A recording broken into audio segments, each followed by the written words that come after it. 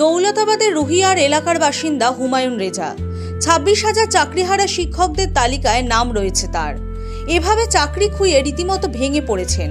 স্ত্রী ও 2 সন্তানকে নিয়ে অথই জলে পড়েছেন তিনি। তার দাবি, এই ঘটনার জন্য রাজ্য সরকার ও এসএসসি বোর্ড দায়ী। সত্যি আমরা মর্মাহত। আমরা শুনছি যে প্রচুর টাকা পয়সার খেলা হয়েছে, চাকরি পেয়েছে। আমার বাবার বা আমার লাখ লাখ টাকা আমি জীবনে কোনো দিন দেখিনি। টিউশনি করে দিনমজুরি খেটে বিএড করেছিলাম। সেই বিএড করার পরে যোগ্যতার ভিত্তিতেই আমি পরীক্ষা দিয়েছি এবং চাকরি পেয়েছি। এখন সুপ্রিম কোর্টে এইরকম কেন রায় দিল আমি জানি না। 2014 সালের যে প্রাইমারি টেট তা তো আমি কোয়ালিফাই করেছি, 15 সালের যে আপার প্রাইমারি টেট তাতেও কোয়ালিফাই করেছি। 9-10-এ পেয়েছিলাম, 9-10-এ জয়েন করেছি। তো আমরা ওই সব প্রাইমারিতে বা আপার প্রাইমারিতে অনেক সুযোগ সুবিধা পেয়েছিলাম। আমরা সেই ইন্টারভিউতে দিতে যাইনি, কারণ অনেক যারা ক্যান্ডিডেট আছে তাদের কথা আমরা ভেবেছিলাম যে সেখানে তারা জয়েন করবে। একটা সিট ব্লক বা নষ্ট করার অধিকার আমার নেই, বেকারত্বের জ্বালা আমি বুঝি। তো 3 তারিখের সুপ্রিম কোর্টের রায়ের পরে আমাদের মাথায় সে বাজ পড়ার মতো অবস্থা হয়েছে।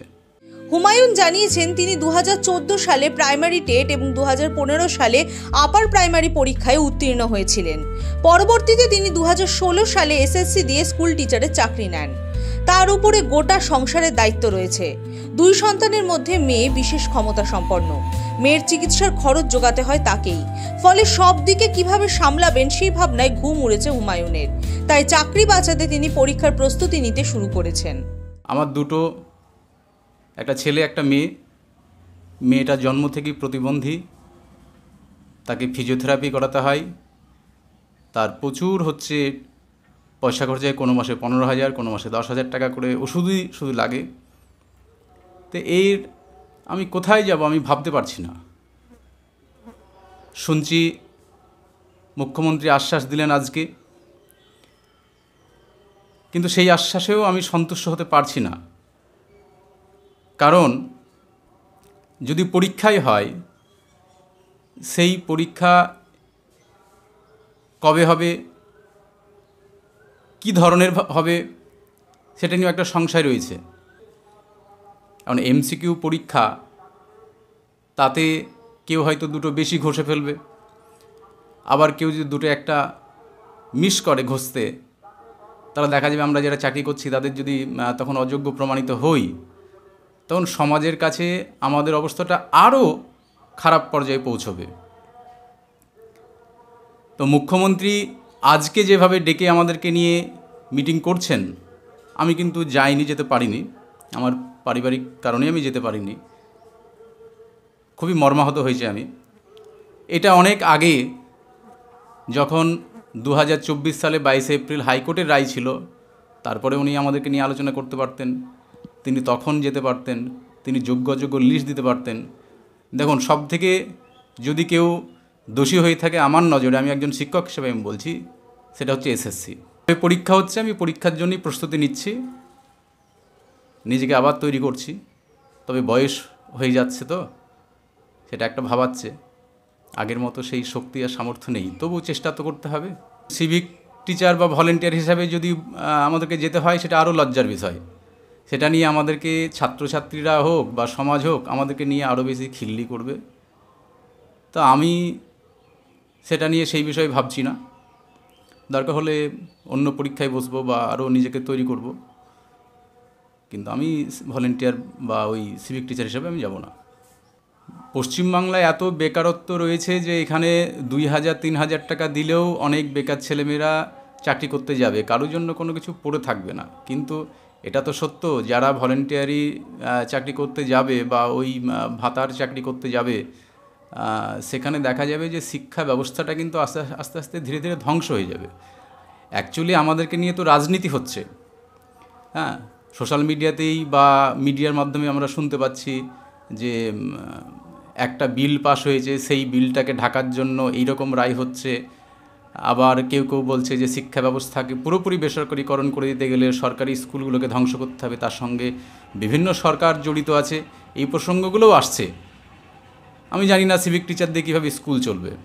আমার তো মনে হচ্ছে যে এই আশ্বাস উনি যেটা দিলেন সেটা পুরোপুরি ঢপ হয়ে গেল বা ললিপপের মতোই হচ্ছে। সামনে যেন 26,000 শিক্ষক যারা বাতিল হলেন এবং অশিক্ষক কর্মচারী যারা বাতিল হলেন তারা যেন বৃহত্তর আন্দোলনে জোটবদ্ধ না হতে পারে। আমার মনে হয় সেই দিকটার ইঙ্গিতটা বুঝেই আন্দোলনের চাপেই তিনি এইরকম ভুলভাল বকছেন।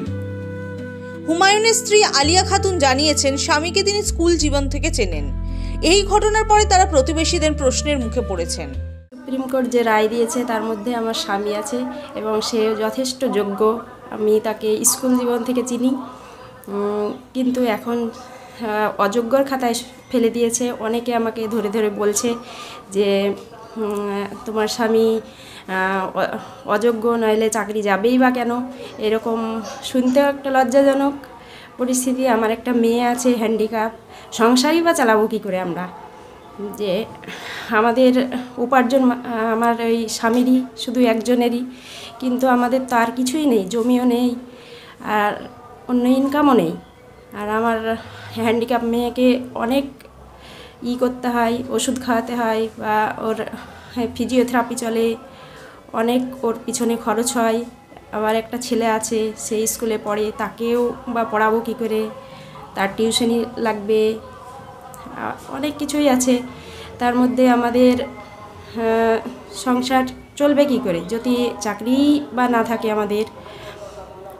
আর উপার্জন মাত্র আমাদের একজনেরই, আর কারোর উপার্জন নেই। দৌলতাবাদ নিশীথ বরণী সিনহা উচ্চ বিদ্যালয়ের প্রাক্তন শিক্ষক জসিমউদ্দিন সরকারের দাবি, সবাই মেধার ভিত্তিতেই চাকরি পেয়েছিলেন, এখন হঠাৎ করে বেকার করে দেওয়া হলো। এটা খুবই অন্যায়।